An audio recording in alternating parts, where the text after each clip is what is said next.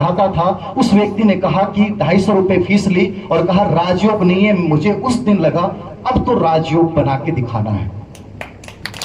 ये कौन लोग हैं जो तुम्हें डराते हैं?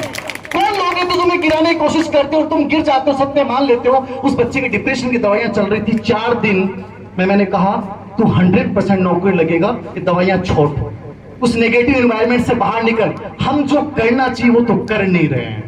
और उस बच्चे के आसपास एक ऐसा एनवायरनमेंट बनाओ कि 50-55% वाला बच्चा यूपीएससी बनने के सपने देख रहा है। वो सपने सच होते हैं, पूरा जीवन एल्गोरिदम है, याद रखना। तुम फेसबुक के ऊपर, सोशल मीडिया पे, गूगल पे एक शब्द डाल देना, उस शब्द से रिलेवेंट चीजें तुम्हारी लाइफ में बार बार आना शुरू हो जाएंगी, उससे संबंधित ऐड आने शुरू हो जाएंगे। तुम्हारा मन किया कि मुझे स्कूटी लेनी है और तुम्हें होंडा की स्कूटी लेनी है, मार्केट में जैसे निकलोगे तुम्हें सैकड़ों स्कूटियां होंडा ही होंडा की दिखेंगी, हीरो की दिखना बंद हो जाएंगी। जैसा देखोगे ना लाइफ में वैसा ही बनोगे। तो इंपॉर्टेंट क्या है? इन्वायरमेंट चेंज करो। हमारा जीवन पूरा महाभारत है। अर्जुन श्रेष्ठ था, लेकिन अर्जुन से भी श्रेष्ठ कोई और था। कौन था?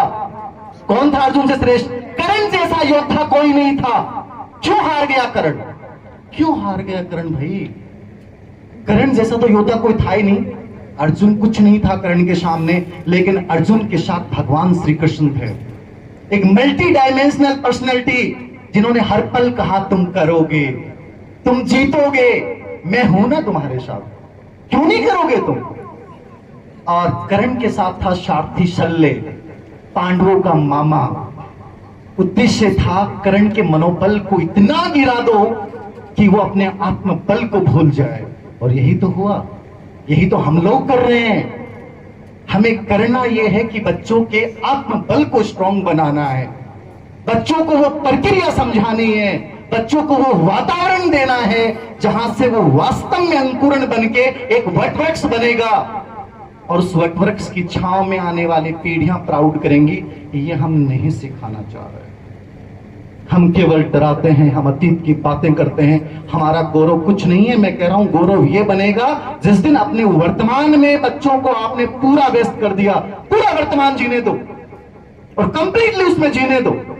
आपको खुद को लगने लग जाएगा मेरा बच्चा कोहिनूर बनेगा। कोई प्रेशर नहीं है, पढ़ाई आनंद का विषय है। मैं 10वीं में बाई ग्रेस पास हुआ, उस तक मुझे पढ़ाई बोझ लगती थी, लेकिन जिस दिन मैं 11th में गया और जिस दिन उस टीचर ने कहा था कि तू यदि बन गया अपनी जिंदगी में, और उस ज्योतिषी ने कहा था कि मैं गणित पढ़ाना छोड़ दूंगा, उस दिन सोच लिया था ये जो लोग हैं ना आपके आसपास के बाहरी वातावरण में जो तुम्हें चैलेंज करते हैं ना, यदि तुमने इनको गलत सिद्ध नहीं किया ना तो तुम्हारा जीवन बेकार है। याद रखना, ये एक बार मिला है, सिर्फ एक बार। मैं मानता ही नहीं पुनर्जन्म को कि पुनर्जन्म होगा कि नहीं होगा। मैं मानता हूं सिर्फ एकमात्र ये जीवन है। इस जीवन में ऐसा करके जाओ कि आने वाली पीढ़ियां यूं ही याद रखें कि यार ये एक अवतार के रूप में व्यक्ति था। ये जीवन होना चाहिए। और यदि अपने जीवन को ऐसा नहीं बनाया तो तुमने व्यर्थ गवाया है। चाहे दुनिया भर का पैसा कमा लेना, गाड़ियां ले लेना, लेकिन अपने जीवन से सुगंध महकनी चाहिए और वो आसपास के परिवेश में फैल जानी चाहिए। ये तुम्हारे जीवन का उद्देश्य होना चाहिए। और यदि नहीं है तो हम गलत दिशा में हैं।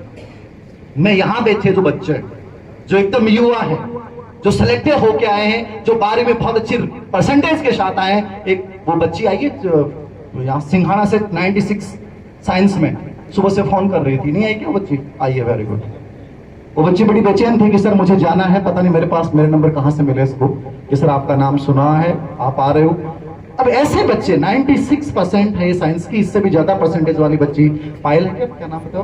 पुष्पा। हाँ, मुझे लगता है ऐसे बच्चों को वास्तव में हमें दिशा देने की जरूरत है। इनको प्रक्रिया समझाएंगे ना तो इन जो अपन प्रतिभा सम्मान समारोह कर रहे हैं ना, इसका निहितार्थ है, अन्यथा कुछ नहीं है। इन बच्चों को अपन गाइडेंस दें, इन बच्चों को ये बताएं कि यूपीएससी तक पहुंचने का सफर कैसे है, क्योंकि एडमिनिस्ट्रेशन में आके आप समाज को बदल सकते हो। ये सबसे बड़ी सर्विस है जहां समाज को प्रभावित कर सकते हो। हमें इन बच्चों को सपने दिखाने होंगे और केवल सपने दिखाने नहीं होंगे, उन सपनों में हमें सारथी बनना पड़ेगा। और उन सपनों में जो ये कांटे हैं ना, जो चाहे आपका अड़ोसी हो सकता है, पड़ोसी हो सकता है, रिलेटिव हो सकता है, इनको ज्यादा कुछ मत समझना। सबकी बातें झूठ होती हैं, मैंने की है झूठ, आप भी कर सकते हो। बस अपने अंदर की उस ताकत को बड़ा बना लेना कि तुम्हें कोई रौंदने की कोशिश करे तो भी तुम चलना, जब तुम्हें गिराने की कोशिश करे तुम जबरदस्ती खड़े होना, जब तुम्हें कोई बाधा सामने खड़ी करे उसको चीर के निकलना, यह आत्मबल तुम्हें अपने अंदर पैदा करना होगा। बहुत सारी बातें मन करता है मैं तुम्हारे अंदर इतनी ऊर्जा भर दूं कि तुम सच में इतना बड़ा सोचने लग जाओ और छोटी मोटी चीजें है ना वो भूल जाओ। पर टाइम चाहिए, मंच चाहिए। जब आपको लगे ना कि सर मैं थक रहा हूं, हार रहा हूं, डॉक्टर साहब बैठे हैं लेकिन सर शिक्षक भर्ती के बच्चे आते हैं मेरे पास, बच्चे 500 के बैच चलते हैं, अधिकतर बच्चे। अभी गंगानगर से एक बच्चा आया, बच्ची आई, दोनों भान भाई, डिप्रेशन की दवाइयां चल रही हैं, जयपुर से 10-10 हजार रुपए महीने की दवाएं ले रहे हैं। सिर्फ मैंने 2 चीजें समझाई उनको। डिप्रेशन कहां से आया? तुमने एक नकारात्मक विचार को पाला, उसको इतना सोचा, तुम्हें लगा कि मेरी लाइफ में कुछ नहीं बचा, तुम डॉक्टर साहब के पास गए।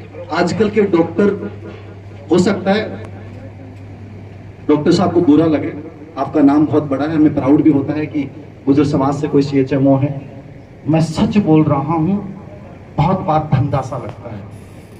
गरीब परिवार के दोनों बच्चे, डिप्रेशन की इतनी दवाइयां। मैंने कहा क्यों रे दवाइयां क्यों? तुम्हारे पापा के स्ट्रगल को देखा है, तुम्हारी मम्मी के स्ट्रगल को देखा है? कभी अपने पापा के अंदर की बनियान देखना, मिलेगी नहीं, और मिलेगी तो उसमें दुनिया भर के छेद मिलेंगे, और उन छेद को देख के तुम्हें लगे कि मैं डिप्रेशन में हूं, इसका मतलब बेकार हो। तो 10 मिनट मैंने सर काउंसलिंग की, कोई दवाई नहीं है। उन बच्चों की 1 महीने से दवाइयां छूट गई हैं। क्यों छूट गई दवाइयां? क्योंकि हम नेगेटिव एनवायरनमेंट बना के बैठे हैं। आसपास के से बच्चों की जिंदगी को बदलिए।